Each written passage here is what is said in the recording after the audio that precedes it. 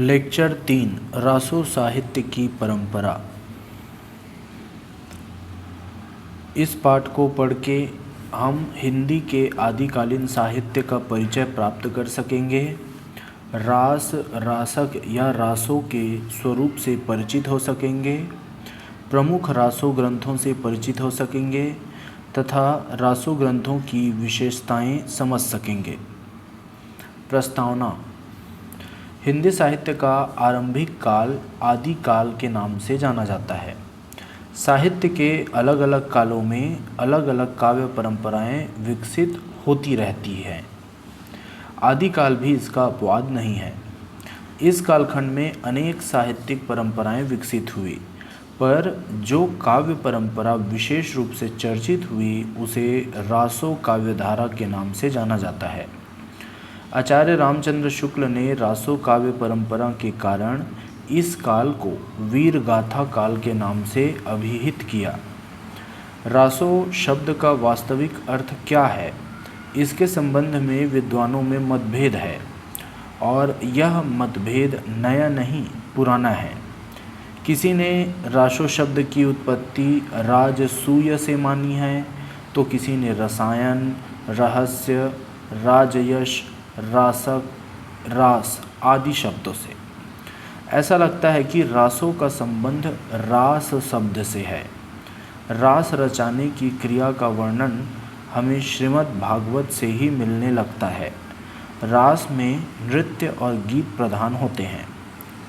रासो एक परंपरागत काव्य रूप है, ऐसा काव्य रूप जिसका संबंध नृत्य और गीत से रहा है। इस परंपरा का विकास संस्कृत या अन्य किसी परंपरा से न होकर अपभ्रंश की परंपरा से हुआ है। आदिकालीन साहित्य में रासो ग्रंथों की परंपरा हमें दो रूपों में विकसित दिखाई देती है। पहला नृत्य गीत परक धारा और दूसरा है छंद वैविध्य परक धारा। इन धाराओं में अनेक रासो ग्रंथ लिखे गए। रासो ग्रंथों की परंपरा जैन कवियों से मिलने लगती है। इस धारा के कवियों ने पर्याप्त मात्रा में रासो ग्रंथों की रचना की। इसी के साथ साथ जैनेतर कवियों ने भी अनेक रासो ग्रंथ विशेष महत्वपूर्ण हैं। काव्य विषय की दृष्टि से रासो ग्रंथों को हम 3 वर्गों में विभक्त कर सकते हैं। पहला उपदेश मूलक रासो ग्रंथ, दूसरा श्रृंगार मूलक रासो ग्रंथ, तीसरा है वीर रसात्मक रासो ग्रंथ। रासो ग्रंथों की परंपरा के अध्ययन के लिए यही तीनों वर्ग जो है वह सर्वाधिक उपयोगी है। तो पहले प्रकार के वर्ग को देखते हैं जिसका नाम है उपदेश मूलक रासो ग्रंथ। रासो ग्रंथ में पर्याप्त संख्या में ऐसे ग्रंथों का सृजन हुआ है जो धार्मिक भावनाओं से ओतप्रोत है। इन ग्रंथों में धर्मोपदेश की प्रधानता है। ये ग्रंथ अधिकांश जैन कवियों द्वारा लिखे गए हैं। इस परंपरा अर्थात उपदेश मूलक या धार्मिक परंपरा के प्रमुख ग्रंथ हैं वह निम्नलिखित हैं।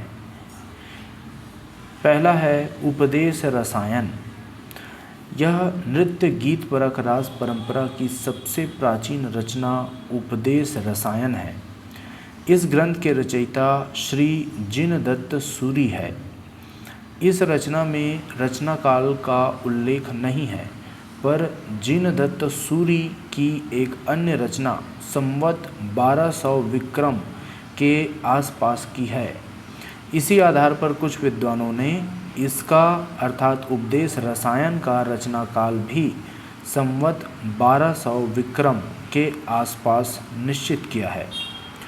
उपदेश रसायन की रचना अपभ्रंश भाषा में हुई है और इसमें काव्य तत्व का नितांत अभाव है।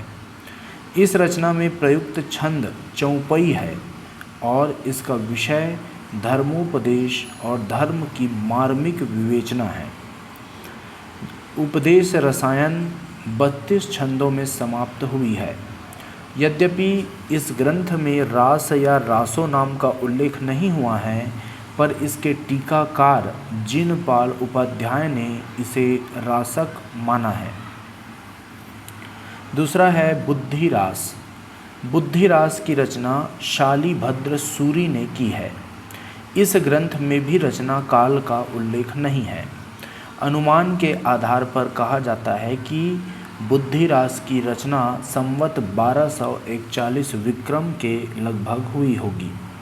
दरअसल इसी कवि अर्थात शालिभद्र सूरि की एक रचना भरतेश्वर बाहुबली रास है और इस रचना का प्रणयन संवत 1241 विक्रम में हुआ था।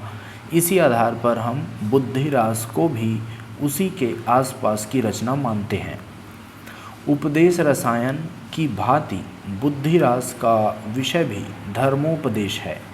यह रचना 63 छंदों में समाप्त हुई है।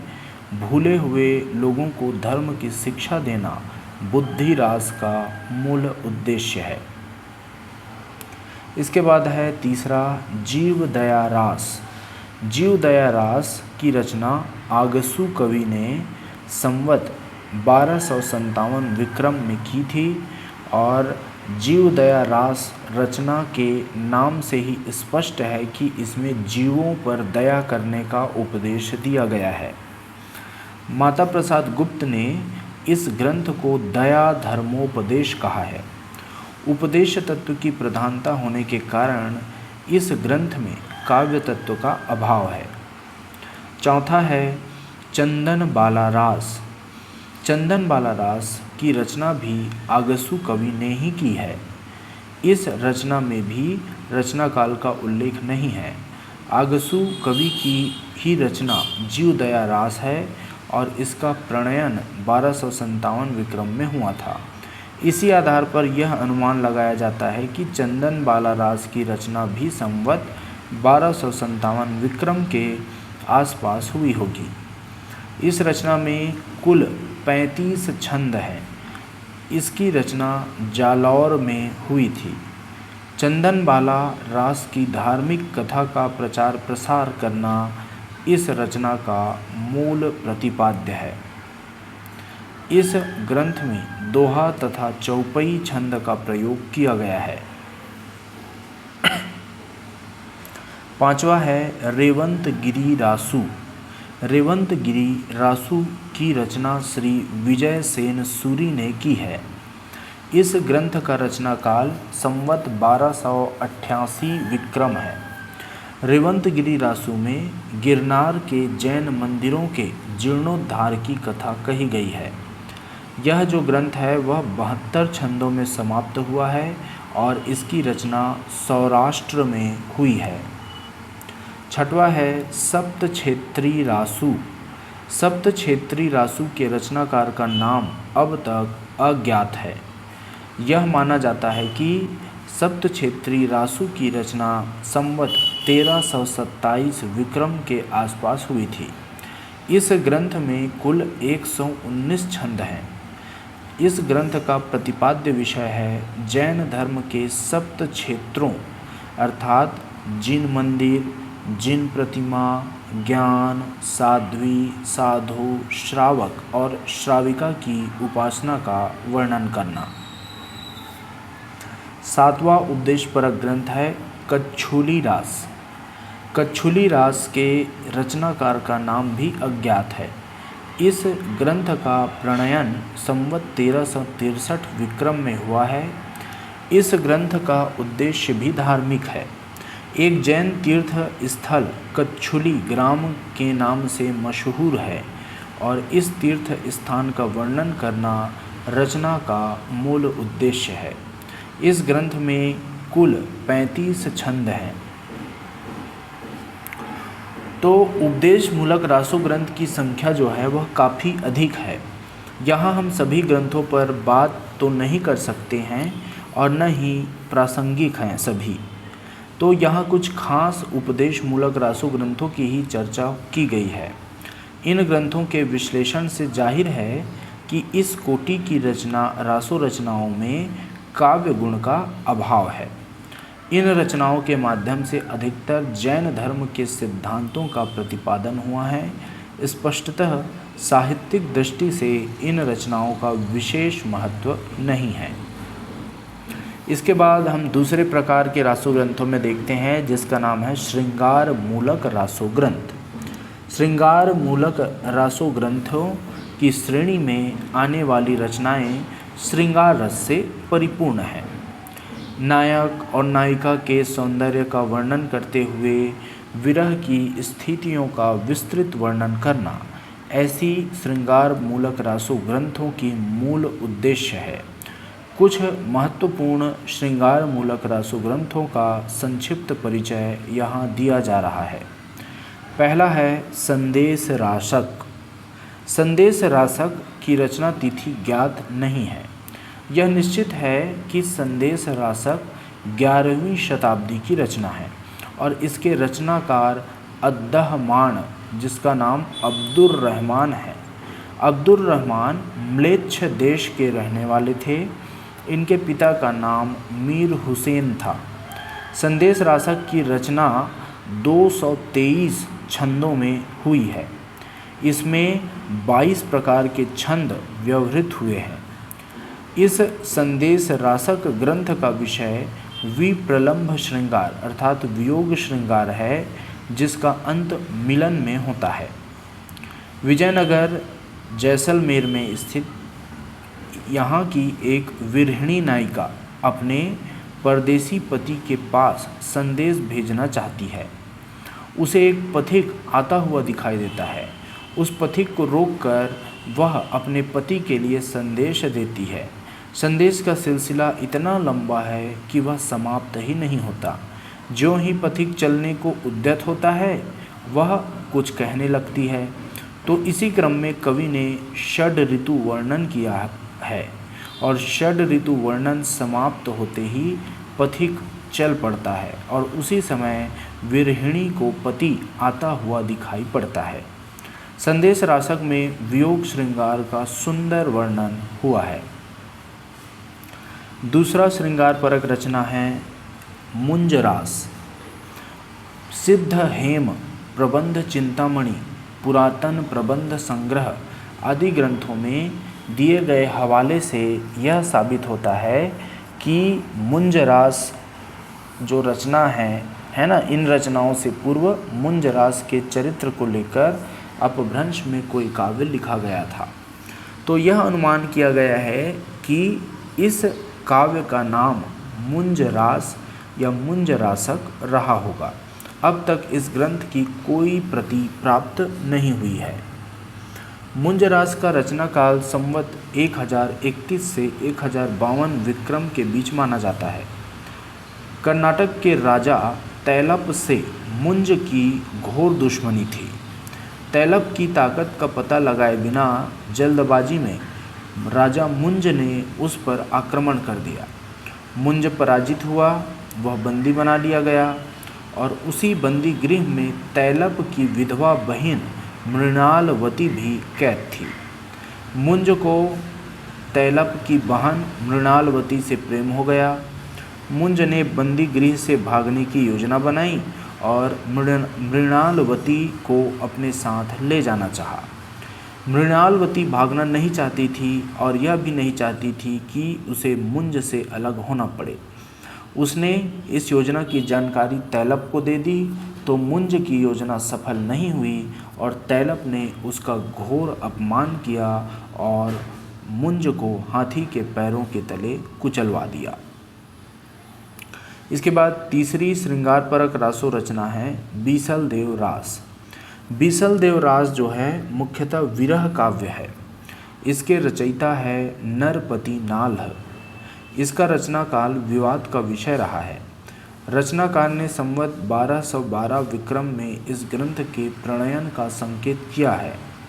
उसने लिखा है कि 1272 मझारी जेठ बदी नवमी बुधवारी नाल्ह रसायन आरंभ ही शारदा तूठी ब्रह्म कुमारी। तो आचार्य रामचंद्र शुक्ल ने इस ग्रंथ की रचना तिथि 1212 को सही ठहराया है, पर कथ्य की प्रामाणिकता और कालखंड पर संदेह व्यक्त किया गया है। बीसल देव रास की रचना लगभग 125 छंदों में अर्थात 125 छंदों में हुई है और इस काव्य में अजमेर के चौहान नरेश बीसल देव अर्थात विग्रहराज चतुर्थ के परदेश जाने और उसकी पत्नी रानी राजमती के वियोग और संदेश भेजने तथा बीसल देव के वापस लौटने की कथा कही गई है। और यह जो बीसल देव रास की कथा है यह 4 खंडों में विभाजित है। पहले खंड में मालवा के भोज परमार की पुत्री राजमती का सांभर नरेश बीसल देव से विवाह। दूसरे खंड में राजमती से रूठकर बीसल देव का उड़ीसा जाना और वहाँ 1 साल तक रहना। तीसरा राजमती का विरह वर्णन और बीसल देव का उड़ीसा से लौटना। और चौथा है भोज का अपनी पुत्री को मालवा लाना तथा बीसल देव द्वारा वहाँ जाकर राजमती को अपने घर पुनः वापस ले आना। तो बीसल देव के प्रवास के समय कवि ने रानी की विरह व्यथा का बड़ा ही सुंदर और चित्ताकर्षक वर्णन किया है। इस रचना में प्रारंभ से अंत तक एक ही छंद का प्रयोग हुआ है और बीसल देव रासो जो रचना है वह संपूर्ण रचना गेय है। चौथी श्रृंगारपरक रासो ग्रंथ है बुद्धि रासो। बुद्धि रासो के रचयिता कवि जलह है। कुछ विद्वानों का अनुमान है कि कवि जलह या जलहण चंदर बरदाई का बेटा जलहण है, जिसे पृथ्वीराज रासो की रचना का भार सौंपकर चंद जो है गौर देश चला गया था। बुद्धि रासो के रचना काल के बारे में प्रामाणिक तौर पर कुछ नहीं कहा जा सकता। अब तक यह ग्रंथ अप्रकाशित है। इसके अध्येताओं ने जो लिखा है उसी के आधार पर इस ग्रंथ पर प्रकाश डाला जा सकता है। डॉक्टर माता प्रसाद गुप्त के अनुसार बुद्धि रासो जो है वह 140 छंदों में समाप्त हुई है और इसमें दोहा, छप्पय, गाहा, पद्धड़ियाँ, मुडिल आदि छंद व्यवहृत हुए हैं। यह एक प्रेम कथा है। चंपावती नगरी का राजकुमार राजधानी से आकर कुछ दिनों के लिए जलधि तरंगिनी के साथ समुद्र के किनारे किसी स्थान पर रहता है। कुछ समय बाद 1 मास में लौटने का वचन देकर वह कहीं चला जाता है और अवधि के बाद भी कई मास बीत जाते हैं, किंतु जो राजकुमार है वह लौटता नहीं है। तब विरहणी जलधि तरंगिनी जीवन से विरक्त हो जाती है और अपने आभूषण आदि उतार फेंकती है। इस पर उसकी माँ उसके समक्ष संसार के विलास वैभव तथा शारीरिक सुखों की महत्ता का प्रतिपादन करने लगती है। इतने में ही राजकुमार वापस पहुँचता है और दोनों का पुनर्मिलन हो जाता है, जिसके अनंतर दोनों आनंद और उत्साह के साथ जीवन व्यतीत करने लगते हैं। इन सभी रासो ग्रंथों में श्रृंगार, विशेष रूप से वियोग श्रृंगार का सुंदर वर्णन हुआ है। काव्य की दृष्टि से संदेश रासक और बीसल देव रास को छोड़कर अन्य किसी ग्रंथ का कोई विशेष महत्व नहीं है। 5वां है वीर रसात्मक रासो ग्रंथ। रासो परंपरा के अंतर्गत ऐसे भी रासो ग्रंथ का प्रणयन हुआ है। अब हम तीसरे प्रकार के रासो ग्रंथ को देख रहे हैं, वीर रसात्मक रासो ग्रंथ। तो रासो परंपरा के अंतर्गत ऐसे भी रासो का प्रणयन हुआ है जो वीरता, शौर्य और ओज से परिपूर्ण है। प्रमुख वीर रसात्मक रासो ग्रंथों का संक्षिप्त परिचय हम यहाँ पे दे रहे हैं। पहला वीर रसात्मक रासो ग्रंथ है जिसका नाम है भरतेश्वर बाहुबली रास। भरतेश्वर बाहुबली रास की रचना शालिभद्र सूरि ने संवत 1241 विक्रम में की है। इसमें अयोध्या के राज ऋषभदेव के 2 पुत्रों, पहला भरतेश्वर और दूसरा है बाहुबली, इसके बीच राज्य के लिए हुए संघर्ष की कथा इसमें है। भरतेश्वर राजा होकर अश्वमेध यज्ञ करता है, परंतु बाहुबली उसकी अधीनता अस्वीकार कर देता है। दोनों भाइयों में 13 दिनों तक भयंकर युद्ध हुआ। युद्ध के माध्यम से कवि ने सैन्य वर्णन तथा युद्ध वर्णन पूरे मनोयोग से किया है। इसकी कथा 203 छंदों में समाप्त हुई है और यह रचना गेय है। दूसरा वीर रसात्मक रासो ग्रंथ है पृथ्वीराज रासो। पृथ्वीराज रासो की रचना कवि चंदर बरदाई ने की है। यह हिंदी का प्रथम महाकाव्य है और माना जाता है कि दिल्ली नरेश, पृथ्वीराज और चंदर बरदाई दोनों समकालीन थे। कहा तो यह जाता है कि ये दोनों एक ही दिन पैदा हुए थे। जो भी हो, ऐसा लगता है कि दोनों बाल सखा थे। पृथ्वीराज रासो एक विशाल ग्रंथ है और इसके कई संस्करण प्रकाशित हैं। पृथ्वीराज रासो के मूल आकार प्रकार को लेकर विद्वानों में मतभेद है। काशी नागरी प्रचारणी सभा द्वारा प्रकाशित पृथ्वीराज रासो की कथा 69 समयों अर्थात 69 सर्गों में विभक्त है। 2 खंडों के इस ग्रंथ में लगभग 2400 पृष्ठ है। डॉक्टर माता प्रसाद गुप्त ने पृथ्वीराज रासऊ का संपादन केवल 12 सर्गों में किया है। इसी तरह पृथ्वीराज रासो का संक्षिप्त संस्करण भी आचार्य हजारी प्रसाद द्विवेदी और डॉक्टर नामवर सिंह ने तैयार किया है और कहा है कि मूल ग्रंथ यही है। दरअसल पृथ्वीराज रासो एक विकसनशील महाकाव्य है जिसका लेखन अलग अलग कालों में अलग अलग व्यक्तियों द्वारा हुआ है। रासो काव्य धारा में पृथ्वीराज रासो प्रकाश स्तंभ की भांति है। इसका कथानक राजपूत नरेशों और सामंतों की वीरता, शौर्य संपन्न विजयों और पराक्रमपूर्ण गौरव गाथा से अनुस्यूत है। पृथ्वीराज रासो के नायक हिंदू सम्राट पृथ्वीराज चौहान है।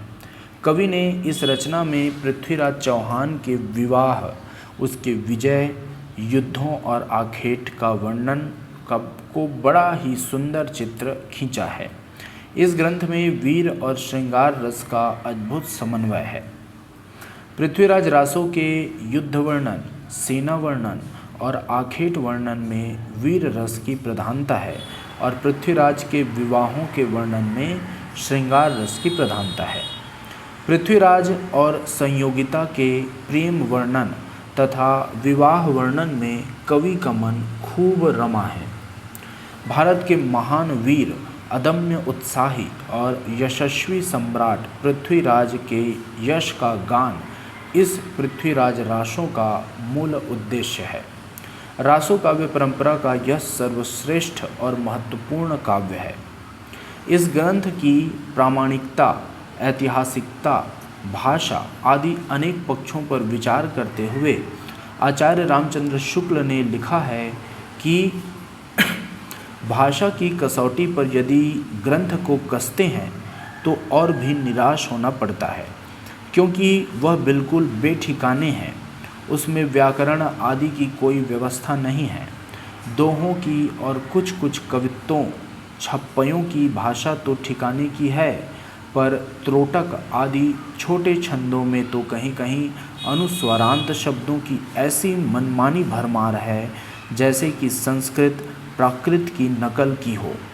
कहीं कहीं तो भाषा आधुनिक सांचे में ढली सी दिखाई पड़ती है, क्रियाएं नए रूपों में मिलती है, पर साथ ही कहीं कहीं भाषा अपने असली प्राचीन साहित्यिक रूप में भी पाई जाती है, जिसमें प्राकृत और अपभ्रंश शब्दों के साथ साथ शब्दों के रूपों और विभक्तियों के चिन्ह पुराने ढंग के हैं।